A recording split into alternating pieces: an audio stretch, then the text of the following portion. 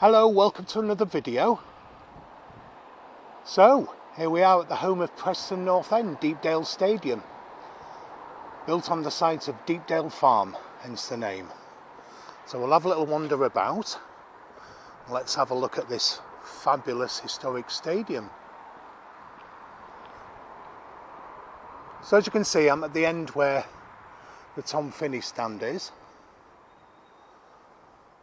So I'll just well, take the camera around and we'll have a look, shall we? So then, this is widely recognised as being the oldest continually used football stadium in the world. Wow, there we are.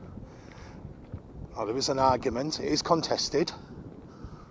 There is an argument from Sheffield about Bramall Lane. However, it does look, when I had a research, that was a cricket ground. And even Sheffield Wednesday were a cricket team first, with the name Wednesday coming about because it was half day closing on a Wednesday, and they only started playing football to keep the cricketers fit during the winter, in the winter months.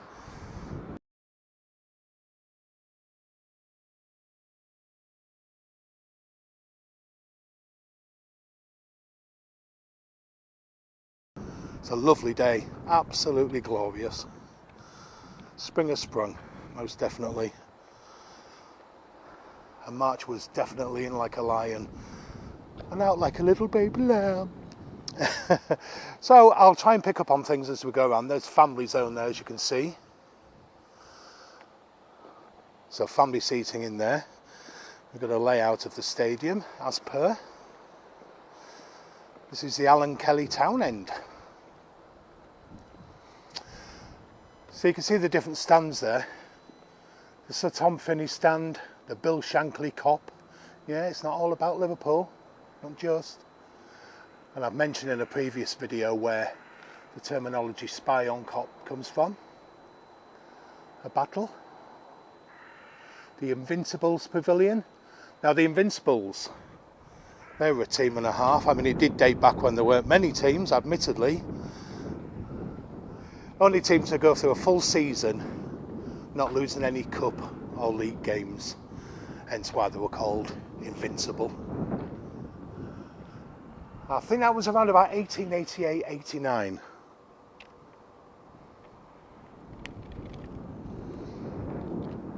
So I'll just keep wandering. So we've got an Alan Kelly wall as well. So if you are a Preston fan, I'll try and get nice and close, see if you can spot yourself. I'll do it slowly. It's always nice to see yourself on the old tinterweb, isn't it?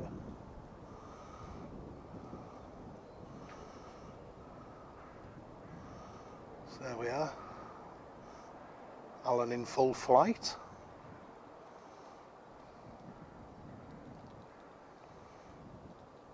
Yeah, like I say, my videos are recorded live and unscripted, so I do have some notes. So if I do make the odd verbal fumble, I apologise.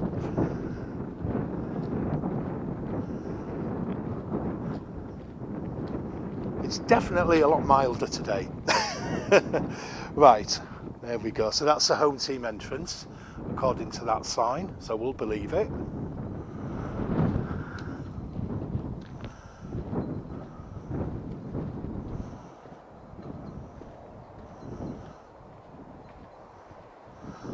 Just keep walking round.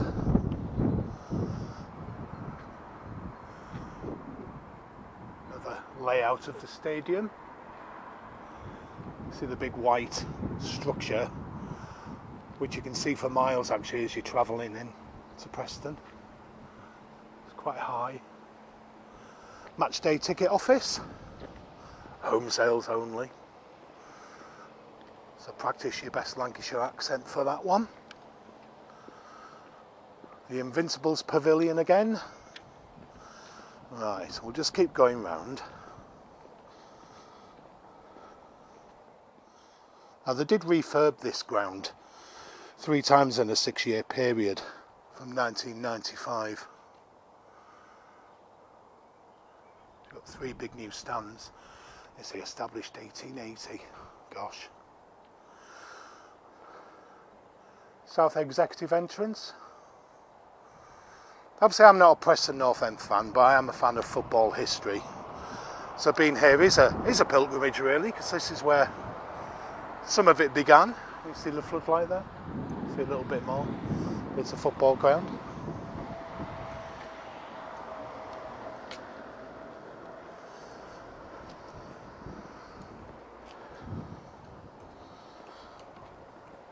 Morning. Yeah, so the Spy on Cop actually got erected really 1921, and prior to that there was a West Paddock, because there was a need for terracing, so they needed to see the game. So that's where the first terracing was. 1913, the suffragettes unleashed a campaign against male-dominated sports, and they tried to destroy the ground. They did have a similar attack on Arsenal's ground, which I'm assuming at the time would have been Highbury. Ewood Park, Blackburn. Yeah, it was a nationwide bombing campaign. So, there we are. 1986 was one of only 4 clubs that had a plastic pitch. Now, I think Luton had one as well. I can't remember the other 2 actually. Help me in the comments, but I know Luton had one. But yeah, it wasn't very popular with fans, but the idea was that it could be multi-use, used, you know, with different sports and things, and there'd be less games postponed. So it does get rather brisk up here in the winter. But after 8 years, they abandoned the idea and went back to grass. The fans didn't like it.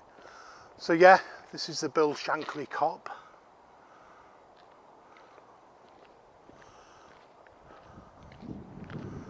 I'll just keep wandering about, get my steps in on this glorious day.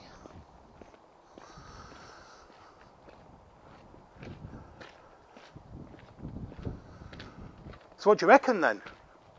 It's good, isn't it? Good stadium. And all the history that's involved, it's remarkable. Capacity at the moment is 23,404. According to my notes.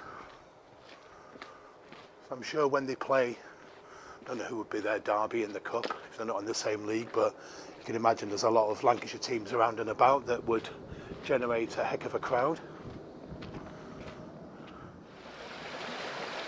So this is a statue of Tom Finney, an icon of the game. It's based on a photograph that was taken in 1956 at Stamford Bridge. The conditions were terrible, said Tom. He also said in this day and age the game wouldn't have taken place, would have been postponed. But I really love this statue, I think it's fabulous.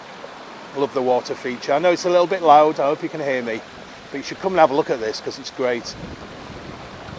I can just imagine, like the Billy Bremner statue and numerous different statues across the land, there'd be a place where the Preston fans meet up and congregate, have a chat before the game.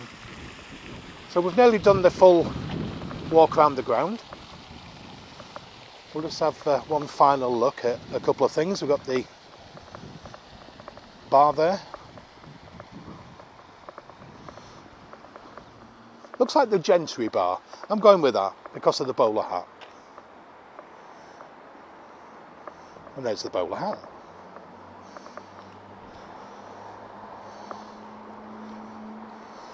So yeah, you've got a nice little door with 1880 on. See that? That's that. I love that. That's great, isn't it? Little oldie worldy thing.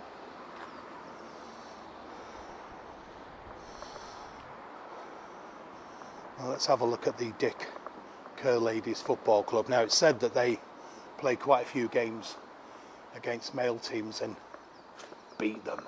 So there you go, ladies.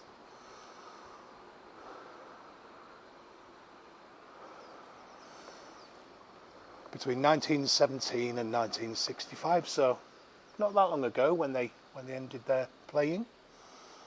So there is a history of ladies playing football, obviously. We've got a Historical Society plaque there. Arthur Wharton, goalkeeper, the world's first black professional footballer. Joined Preston North End as an amateur in 1886. Played for the Invincibles, 1886 to 1887. He's the first man in the world to run 100 yards in 10 seconds. That was in 1886. He left Preston North End to pursue an athletic career, hardly surprising. He's that fast. Keeper as well. So the club actually sponsored that. Sorry, I'm a little bit skew with there. There we are, it's a bit more central. Sorry about that. Okay, interesting. Now we've got a bit more history here.